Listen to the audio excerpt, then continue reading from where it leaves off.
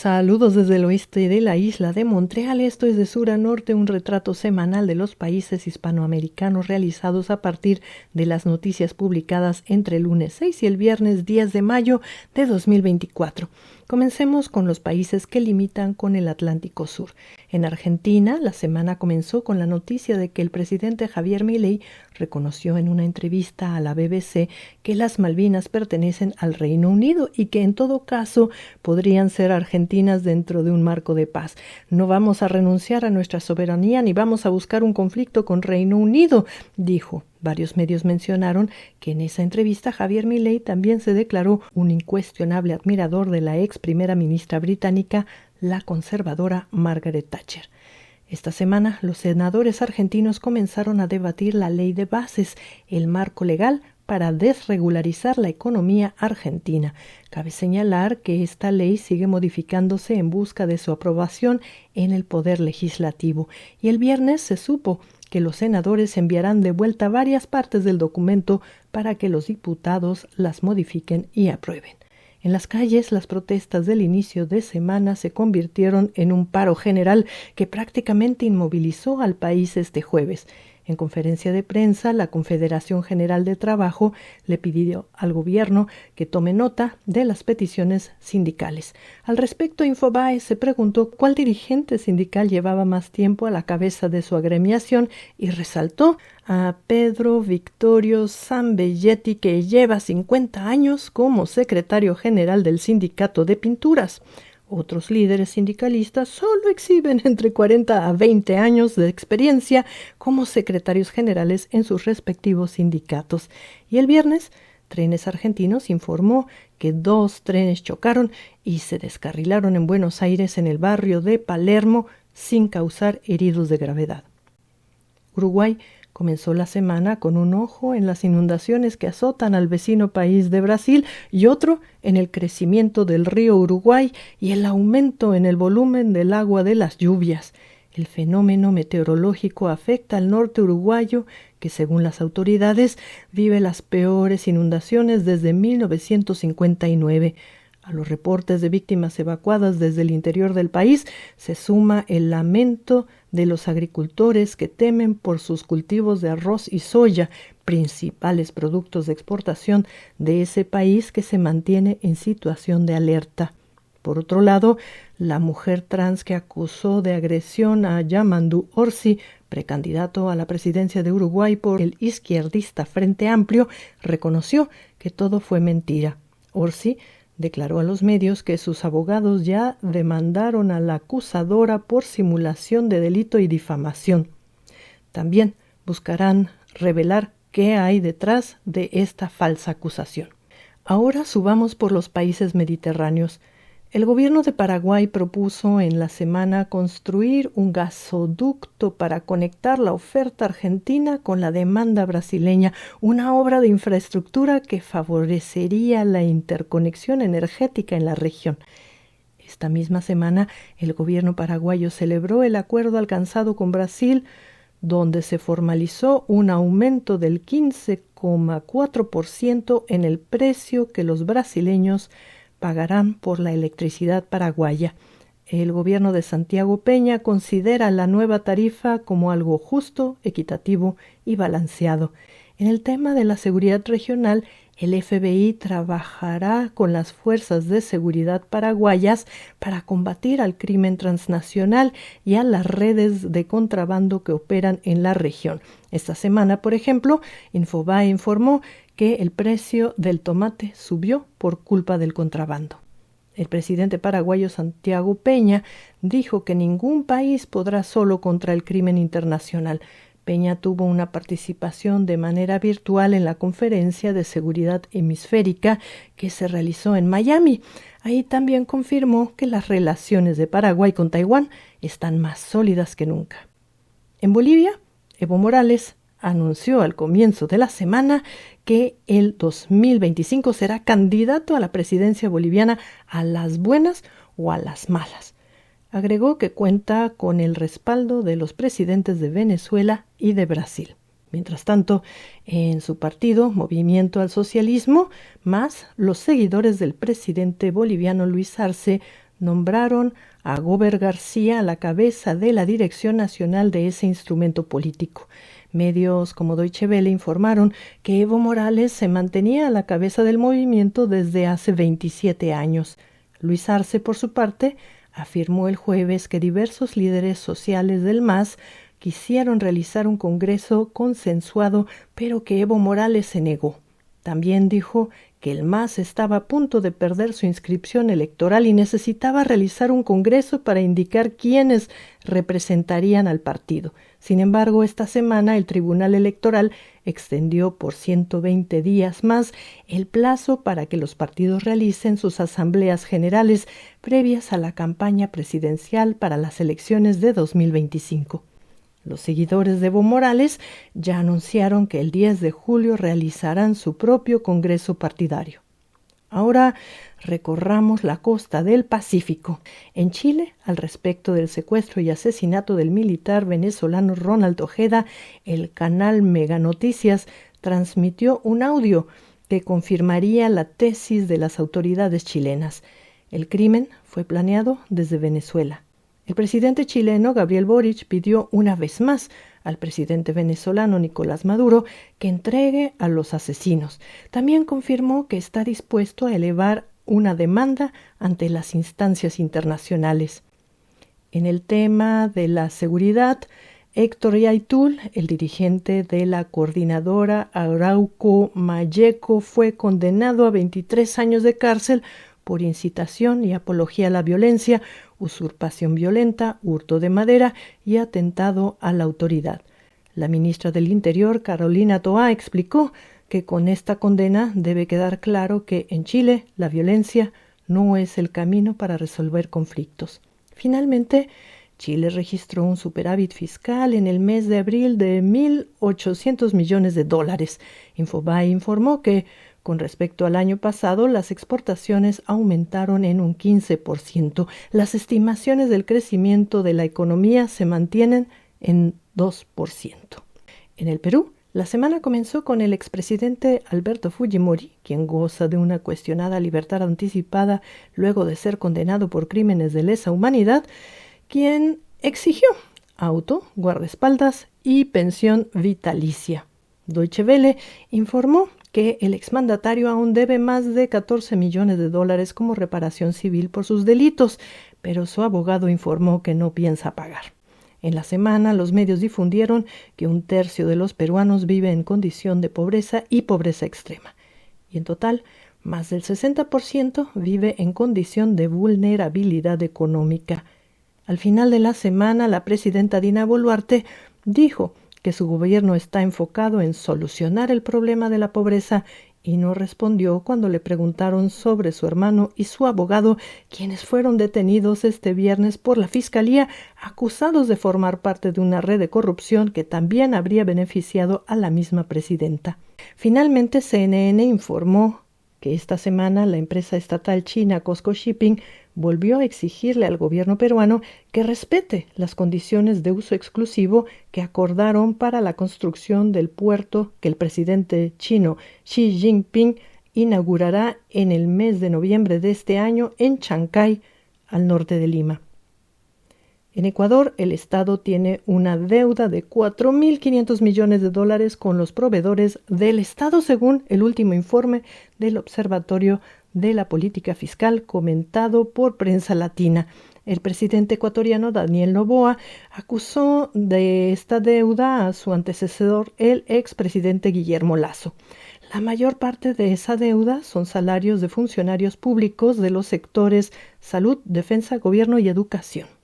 La nota agrega que el déficit fiscal ecuatoriano en 2023 alcanzó $6.000 millones, esto es el 5% de su Producto Interno Bruto. Durante la semana, los medios mostraron cómo las fuerzas del orden ecuatorianas continúan allanando viviendas en su combate contra las organizaciones terroristas criminales, una de ellas lideradas por un joven de 17 años y otras que poseen armamento de calibre militar, según informaron las autoridades. Los medios también informaron sobre la liberación de Sebastián Barreiro, hijo de Verónica Abad, vicepresidenta de Ecuador, enviada como embajadora a Israel. Barreiro mantendrá su condición de investigado en un caso de tráfico de influencias. Finalmente, los medios difundieron que una empresa de Lavinia Valbonesi, esposa del presidente Daniel Noboa, obtuvo los permisos para construir un edificio de lujo en la playa de Olón, 2 semanas después de que su marido asumiera la presidencia. Se trata de una zona de manglares, con un estatus constitucional de protección que la ministra de Ambiente, Sade Fritzsche, desconoció públicamente y ahora deberá comparecer ante el Congreso para explicar qué está pasando. Mientras tanto, la Organización de las Naciones Unidas anunció que abrirá en Ecuador una oficina para el combate contra el crimen organizado. Y llegamos al norte amazónico.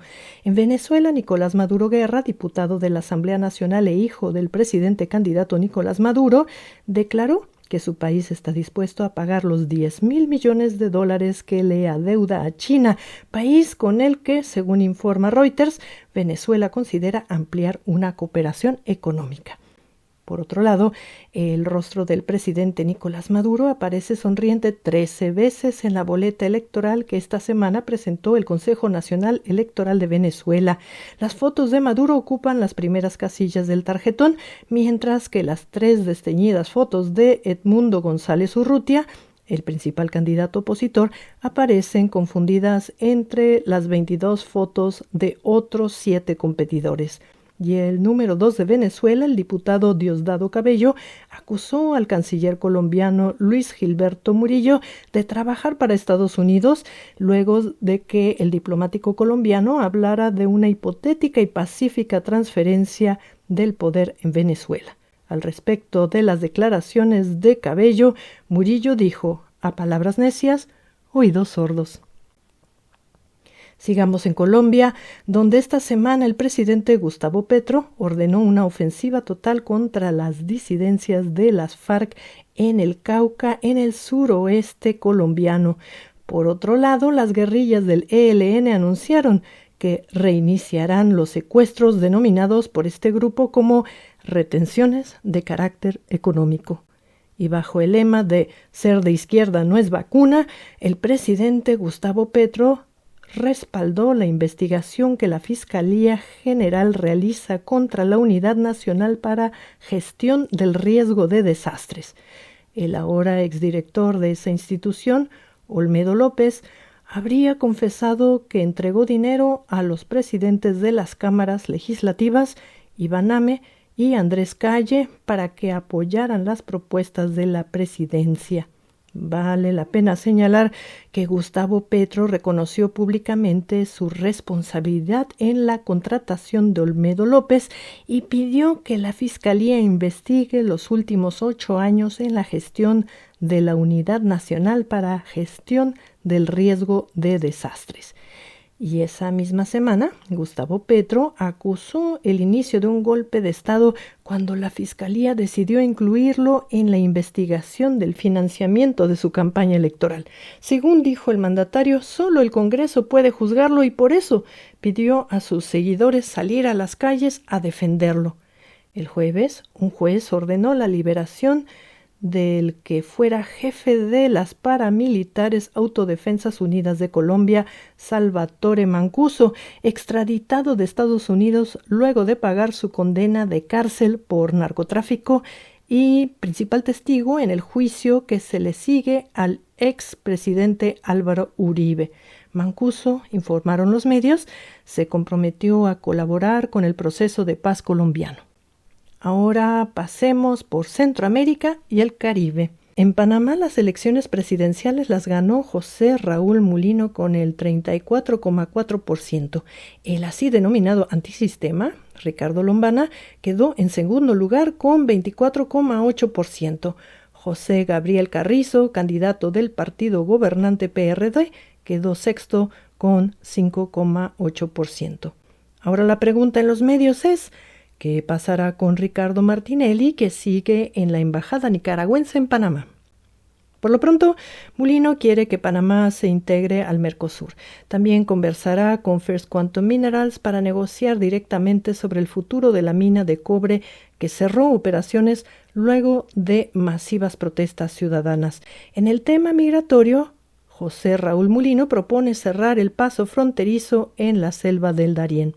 En otro tema, los medios informaron esta semana que murió el abogado Ramón Fonseca, fundador de la firma de abogados objeto de la masiva filtración de documentos conocida como Panama Papers, caso que reveló cómo personalidades, políticos y empresarios esconden sus fortunas para no pagar impuestos. Su socio, Jürgen Mossack, seguirá enfrentando el juicio donde la justicia panameña pide 12 años de cárcel por blanqueo de capitales.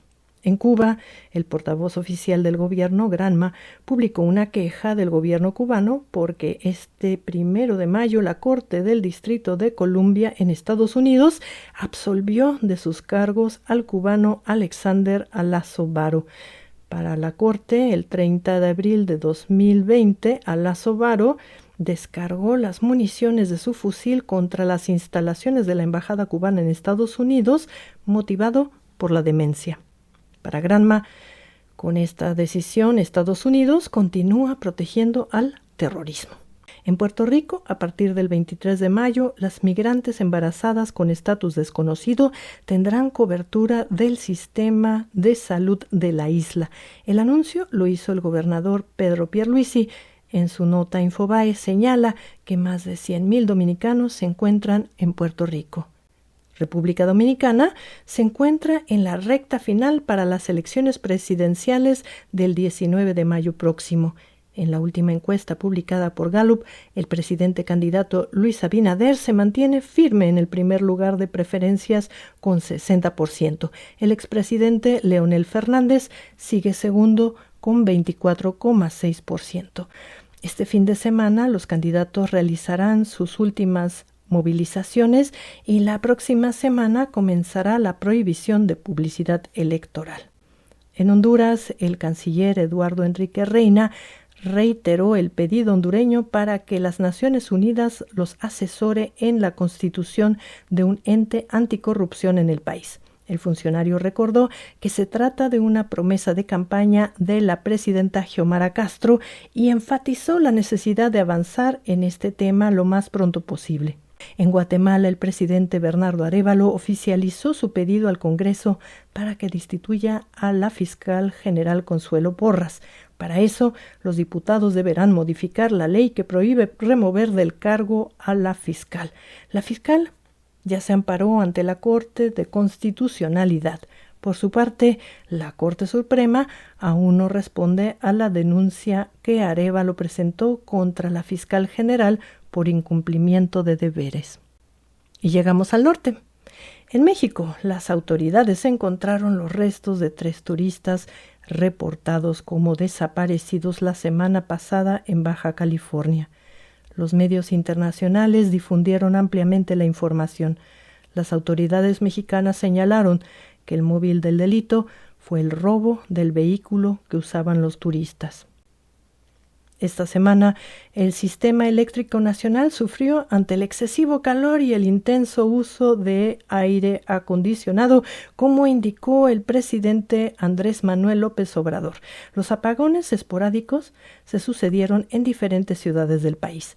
Y ante el ofrecimiento de Claudia Sheinbaum de subir el salario mínimo, CNN recordó en su nota que el 37% de la población mexicana se encuentra en condición de pobreza laboral, es decir, trabajan, pero su salario no alcanza para cubrir la canasta básica familiar. Esta semana los medios informaron que el gobierno de México solo hablará con Ecuador si le entregan al ex vicepresidente Jorge Glass, según informó la canciller Alicia Bárcena.